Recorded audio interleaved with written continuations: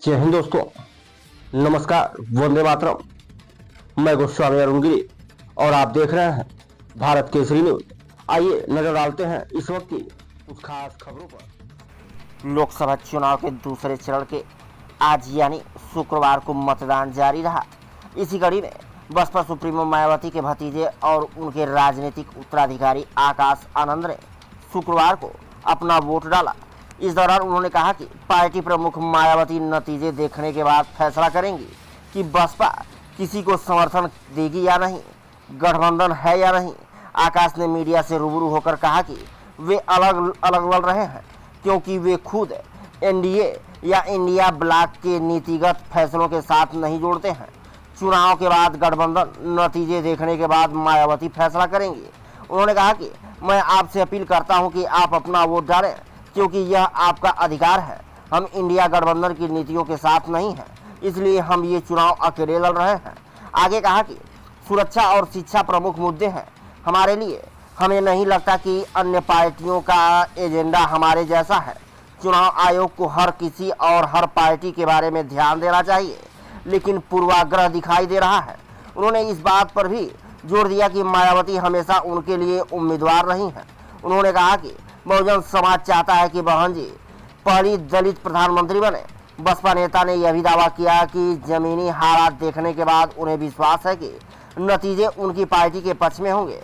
उन्होंने कहा कि जमीन पर हम जो देख रहे हैं उससे इस बार बहुत अच्छे नतीजे आने वाले हैं। आप सभी को वोट करना चाहिए, यह आपका अधिकार है। बाबा साहेब अम्बेडकर के संविधान ने आपको यह अधिकार दिया है। इस बीच बहुजन समाज पार्टी अध्यक्ष मायावती ने देश के किसानों, गरीबों और अन्य वंचित लोगों के लिए अच्छे दिन लाने के वादे को लेकर बीजेपी पर निशाना साधा और पूछा कि उन बहुप्रचारित वादों का क्या हुआ। करोड़ों गरीबों की जान क्यों चली गई। SC, ST, OBC अल्पसंख्यक बदहाल बने हुए हैं। देखा पूरी रिपोर्ट। हमें पूरी उम्मीद है कि इस बारी जो हम लोग ग्राउंड पे देख रहे हैं बहुत अच्छा रिजल्ट आने वाला है। और मैं ये अपॉर्चुनिटी लेता हूं कि आप आपके सभी दर्शकों को बताऊं कि आप जरूर बाहर जाएं और वोट डालें। ये मेरी तरफ से बहुजन समाज पार्टी का प्रचार नहीं, बट आपका राइट है। बाबा साहब डॉक्टर भीमराव अम्बेडकर जी ने आपको ये हक दिया है वोट डालने का। आपको जो सही लगे पार्टी, आप उसको वोट डालें। पर मैं बहुजन समाज पार्टी का नेशनल कोऑर्डिनेटर हूं, तो आपसे जरूर कहूंगा कि बहुजन समाज पार्टी को इस बारी वोट डालकर यहाँ बहन जी को जिताने का काम करें। जिस तरह से देखा जा रहा है कि पार्टी ने किसी को सपोर्ट नहीं किया है, ना ही आप इंडिया गठबंधन की तरफ गए, ना ही इधर, क्या लग रहा है, क्या उम्मीदें हैं आपको, और क्या इलेक्शन के बाद आप किसी से को ज्वाइन कर सकते हैं, ऐसा लग रहा है? देखिए, पोस्ट पोल अलायंसेस बहन जी डिसीजन लेंगी चीजों, रिजल्ट्स को, आउटकम को देख के। और हम इसलिए अलग लड़ रहे हैं कि हम चाहे वो इंडी हो या एनडीए हो, हम उनकी पॉलिसी डिसीजन से अलाइन नहीं करते। हमारा एजेंडा बहुत क्लियर है। वी आर टॉकिंग अबाउट, हम रोजगार के बारे में बात कर रहे हैं। हमारे लिए सुरक्षा बहुत बड़ा मुद्दा है, हमारे लिए शिक्षा बहुत बड़ा मुद्दा है। तो हम 3-4 मुद्दों को लेके मैदान में हैं और इस बारी हमें नहीं लगता कि वो दूसरी पार्टियों का भी वही अलाइनमेंट है इन मुद्दों पे। ऐसी भी बातें आ रही हैं कि आप लोग बीजेपी के साथ मिल सकते हैं। नहीं, ऐसा कोई नहीं है कि बीजेपी के साथ मिल सकते हैं। देखिए, जो रिजल्ट आता है हम बाद में देखेंगे कि कैसे बहन जी जो कॉल लेंगी, पोस्ट अलायंसेस क्या रहेगा, पोस्ट पोल अलायंस। चुनाव प्रचार के दौरान आपका बहुत बड़ा रोल रहा है, आपने सबके ऊपर, हर एक पार्टी के ऊपर निशाना साधा है। जी, देखिए, पार्टी पे कोई निशाना नहीं साधा है। देखिए, जो पार्टियां जो पॉलिसी डिसीजंस लेके जो एक्शन लेती आई है, उन्हीं एक्शंस को हमने हाईलाइट किया है।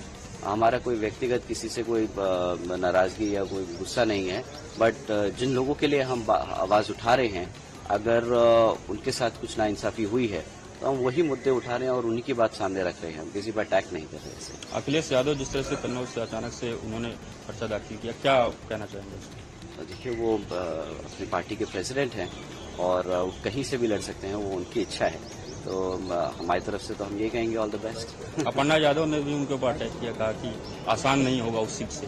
नहीं, ऐसा नहीं है कि आसान नहीं होगा, मुश्किल नहीं होगा, ऐसा किसी के लिए भी कहना सही बात नहीं है।